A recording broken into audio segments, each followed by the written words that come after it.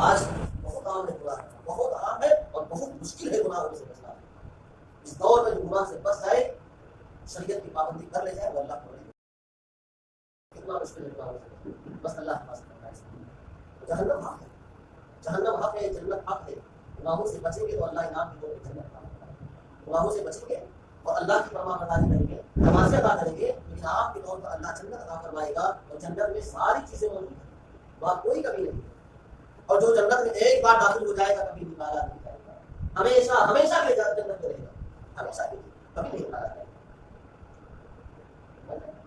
اور مشرکین ہے، کافر ہے، ان کی گنہگار ہے، جو مسلمان گنہگار ہے، اللہ چاہے گا تو ان کے اعمال کی بنیاد پر فیصلہ ہوگا، جسے چاہے بخش دے اور جسے چاہے پکڑ لے، سب اس کی ذات میں منحصر ہے۔ تو ہمیں کرنا کیا ہے؟ اللہ کی رضا۔ ہمیں نماز پڑھنی ہے جنت کی لالچ میں نہیں، اللہ کی رضا۔ اللہ تو راضی ہو جائے، اللہ راضی ہو جائے تو ہمیں کیا کرنا ہے؟ جنت کی، تو ہمیں جنت کی لالچ میں نماز نہیں پڑھنا ہے، جنت کی لالچ میں قرآن نہیں پڑھنا ہے، جنت کی لالچ میں عبادت نہیں کرنی ہے، اللہ کی رضا کی۔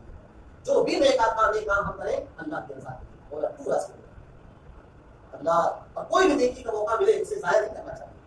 چھوٹی نیکی کی اگر دیکھیں، چھوٹی نیکی مسائل نہ کری ہو لیکن اسے بھی ضائع نہیں کرنا چاہیے۔ اگر موقع میسر آ جائے، چھوٹی نیکی بھی ہے تو چھوٹی نیکی کو چھوٹی نہ سمجھے، بس اسے نیکی سمجھ کر کے کام انجام دے دے، ہو سکتا وہی چھوٹی نیکی آپ کو جو ہے جہنم سے بچائے۔ مثال حضرت بشر حافظ رحمۃ اللہ علیہ، اللہ کے ولی، پہلے ولی نہیں، شراب پیتے تھے، شراب کا کارخانہ، شراب کی بھٹی تھی، شراب بنائی جاتی تھی، شراب پیتے تھے، پلا دیتے تھے۔ ایک مرتبہ گھر سے نکلے اپنے کارخانے کے، شراب کا کارخانہ، راستے میں ایک نالی پڑی اور اسی نالی میں کاغذ کا ایک ٹکڑا بہتا ہوا جا رہا تھا۔ آپ کی نگاہ پر کاغذ کے ٹکڑے میں لکھا ہوا بسم اللہ الرحمن الرحیم۔ اس کاغذ کے ٹکڑے کو اٹھا لیا اور گھر لائے، اسے صاف کیا، میرا صاف کر کے جو ہے غلط مقام پہ رکھا، ادھر لگایا اور بڑے ہی ادب کے ساتھ عرض کرتے ہوئے بولا یہ تیرا نام ہے۔ بسم اللہ کس کا نام ہے؟ اللہ کا نام۔ بسم اللہ ہے تو قرآن کی ایک آیت، لیکن نام اللہ کا ہے۔ بسم اللہ الرحمن الرحیم، آپ قرآن پڑھتے نہیں پڑھتے، بسم اللہ الرحمن الرحیم، ضرور اللہ کے نام سے جو رحمان الرحیم ہے، بڑا ہی مہربان ہے، لیکن اللہ کا نام ہے بسم اللہ۔ تو بشر حافظ رحمۃ اللہ علیہ سے اٹھاتے ہیں اور رب کی بارگاہ میں عرض کرتے ہیں میرے مولا، اس گندی نالی میں مجھ جیسے شرابی کو ہونا چاہیے تھا۔ کہاں میں گناہوں کا پرندہ، گناہوں کا مجسمہ، کہاں میں شرابی، کہاں میں گنہگار، تو مجھے تو اس نالی میں ہونا چاہیے، اور تیرا مقام میرے مولا کی بڑا مقام ہے۔ نامی اللہ کی تعظیم، کس کی تعظیم کی؟ نامی اللہ کی، اللہ کے نام کی تعظیم کی۔ ابھی اس کاغذ کے پرزے کو غلط مقام پہ رکھ کر کے واپس گئے کہاں؟ شراب کی بھٹی میں، جوتا نکال کر بیٹھے ہی تھے کہ اس زمانے کے وہاں کے جو کتب تھے، جو ولی تھے، اللہ نے پیغام بھیجا جاؤ میرے بشر کو میرا سلام دے دو، میرے بشر کو میرا سلام دے دو۔ وہ اللہ کے ولی آئے، دروازہ کھٹکھٹایا، انہوں نے کہا کون؟ کہا میں فلاں یعنی فلاں سے۔ کہا کیوں آئے ہو؟ کام کیا ہے؟ کہا میں اللہ کا پیغام تمہارے لیے آیا ہوں، اللہ نے تمہارے لیے سلام بھیجا ہے۔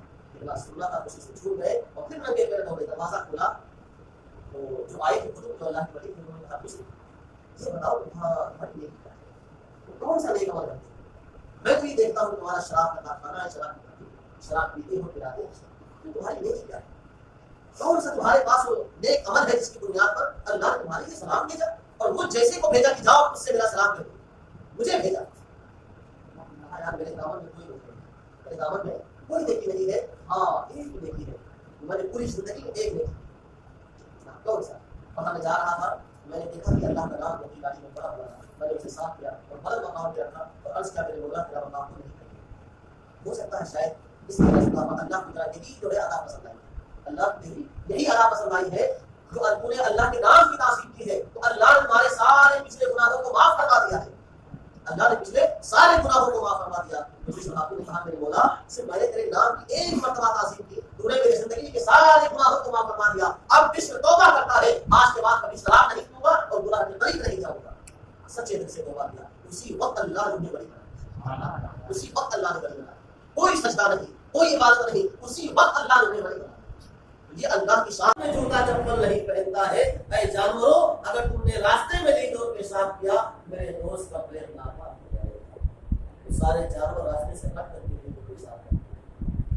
کسی نے کہا کہ صحابی تم ننگے پیر رہتے ہو یوں ہی مسجد میں چلے جاتے ہو، جوتا چپل کو پہنا کرو، یہ اللہ کا گھر ہے، یوں ہی چلے جاتے ہو بغیر جوتا چپل پہنے؟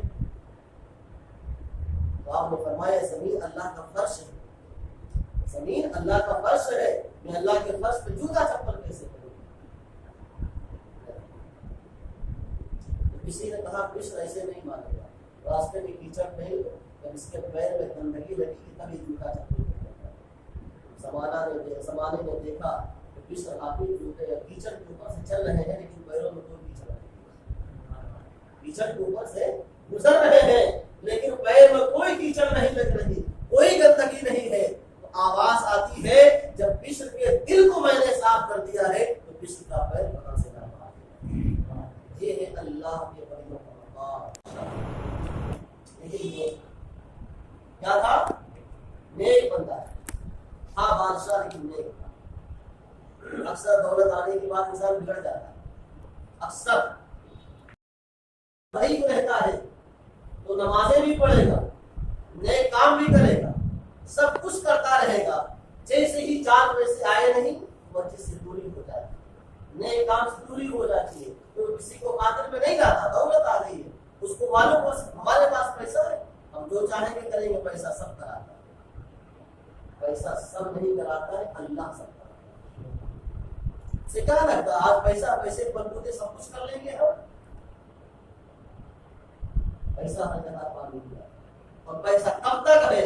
جب تک اللہ کی مرضی ہو، ورنہ بڑے بڑے سیٹوں کو بھکاری بنتے ہوئے ہم نے دیکھا ہے، بڑے بڑے سیٹوں کو بھکاری بنتے ہوئے دیکھا ہے، ایک ایک پائی کے محتاج ہو گئے ہیں، جب تک اللہ کی مرضی تھی، جب تک سیٹ تھے، جب اللہ نے چاہا چھین لیا۔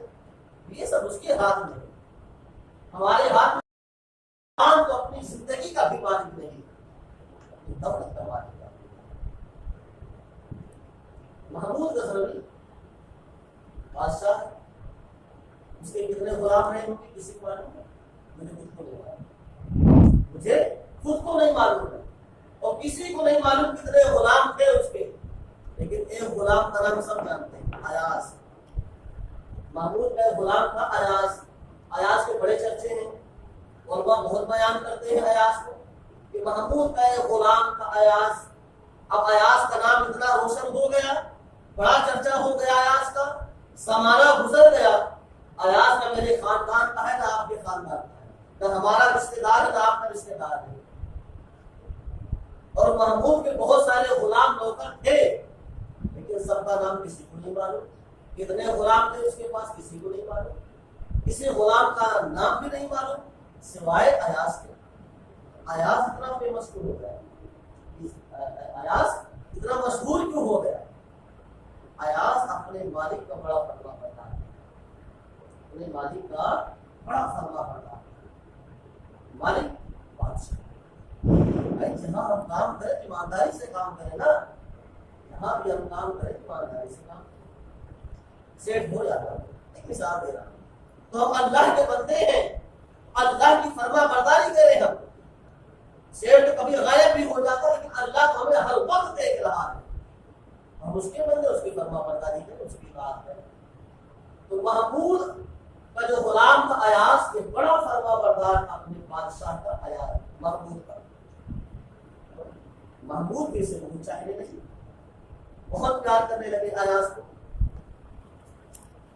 تو ظاہر سے بات ہے جب اللہ کچھ عزتیں کسی کو دیتا ہے، کچھ نوازتا ہے، تو اس کے حاسدین بھی بہت پیدا ہو جاتے ہیں، اس کے جلنے والے بھی بہت پیدا ہو جاتے ہیں۔ تو یہ بات اور سارے ملازمین کو خراب لگی کہ محمود کی توجہ صرف ایاز کی طرف ہوگی، جب دیکھو ایاز یہ کام کرو، ایاز یہ کام کرو، ایاز وہاں سے لے جاؤ، ایاز یہ لے جاؤ۔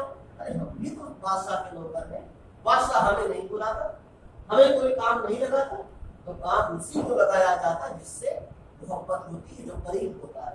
ہر کسی کو کام نہیں بتایا جاتا ہے، اگر کوئی کسی سے کام کروا رہا ہے تو دشمنی میں نہیں بلکہ اسے قریب کرنا چاہتا ہے۔ بادشاہ کو جب بھی کوئی مسئلہ پیش ہوتا ایاز وہاں چلے گا، ٹھیک ہے، ایاز وہ کام کر لے گا، ٹھیک ہے، کبھی انکار نہیں۔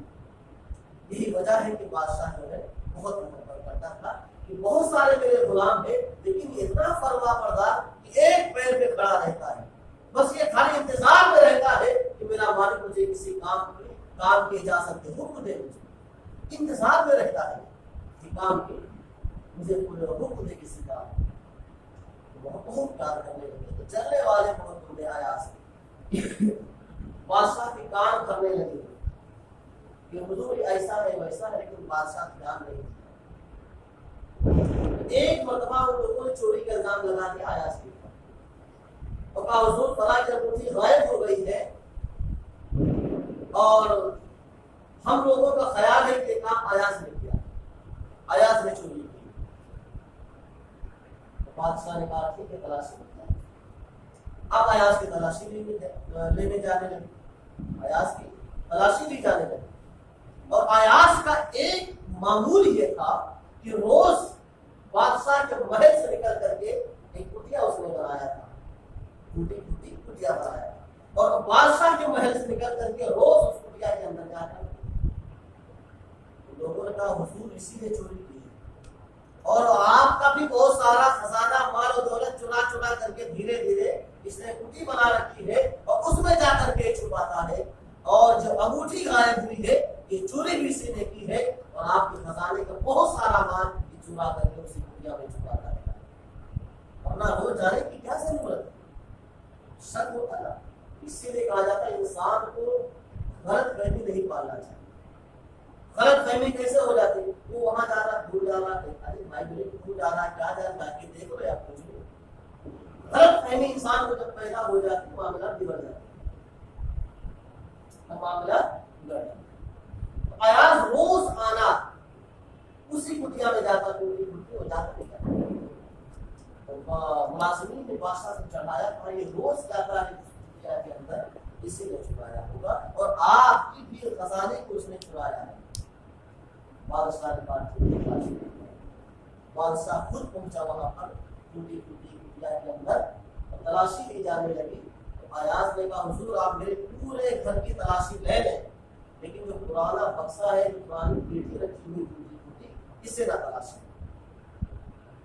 انہوں کو موقع مل گیا, کہا حضور دیکھا آپ نے, ہم نے ہمارا پہلے ہی شک تھا اس کے اوپر, اسی نے چرایا ہے اور وہ انگوٹھی اسی کے اندر چھپا کے رکھا ہے, اسی لیے منع کر رہا ہے, اسی لیے منع کر رہا ہے تلاشی لانے. بادشاہ نے کہا اس کی تلاشی لی. اب جب پیٹی کو کھولا گیا, صندوق کو کھولا گیا, اس میں سے کیا نکلا, ایک پھٹا پرانا ٹاٹ کا لباس, پھٹا پرانا ٹاٹ کا لباس نکلا. ایاز کی آنکھوں میں آنسو, ایاز بولے. بادشاہ نے کہا ایاز بول کیوں رہا ہے, تو ایاز نے کہا حضور میں اس لیے بول رہا ہوں کہ جب میں آپ کے پاس آیا تھا کام کرنے کے لیے, ہمارے جسم کی ہی ٹاٹ کا لباس ہے, اور آج میرے پاس سب کچھ ہے, میں گھوڑے سے چلتا ہوں, میرے پاس اعلیٰ قسم کا لباس ہے, مجھے اتنا آپ نے نوازا ہے, تو یہ سب آپ کی جو ہے منت ہے, آپ کا کرم ہے میرے اوپر, آپ نے مجھے اتنا نوازا ہے. لیکن میں روز آ کر کے اس ٹاٹ کے لباس کو دیکھتا ہوں اور اپنی حیثیت کو یاد کرتا ہوں کہ میری حیثیت یہی تھی, میری اوقات یہی تھی, میں ٹاٹ کا لباس پہنتا تھا. آج جو کچھ میں ہوں بادشاہ آپ کی وجہ سے ہوں. میں اپنی اوقات کو نہیں بھولا ہوں, میں اپنی اوقات کو نہیں بھولا ہوں. مجھے بتاؤ ایاز جب اپنی اوقات کو نہیں بھولتا ہے, کئی سو سال گزر گئے, آج بھی زمانہ اسے یاد کر رہا ہے. محمود کے بہت سارے غلام تھے, بہت سارے نوکر تھے, کسی کا نام کسی کو نہیں معلوم ہے, ایاز کا نام بہتوں کو معلوم ہے. کیوں؟ اسے اپنی اوقات پتا تھی, اپنی اوقات کو نہیں بھولا وہ. تو ہمیں بھی چاہیے کہ ہم بھی اپنی اوقات کو نہ بھولیں. اللہ اگر نواز دے دولت سے, کسی بھی چیز سے, تب بھی انسان کو اپنی اوقات کو نہیں بھولنا چاہیے. اور میں یاد دلا دوں انسان کی اوقات کیا ہے. ہر انسان کی اوقات پانی کا ناپاک قطرہ ہے, پانی کا ناپاک قطرہ انسان کی حقیقت ہے. وہ ناپاک قطرہ اگر کپڑے پہ لگ جائے تو کپڑا دھونا پڑے, مگر دھلے نماز نہیں پڑھ سکتے ہیں وہ. اور اسی ناپاک پانی سے انسان کا وجود بنایا ہے. انسان کہاں کون سے بھول بھلیا میں گھوم پھر رہا ہے. انسان کی حقیقت یہی ہے. انسان کو کبھی جو ہے اپنی اوقات نہیں کرنا چاہیے.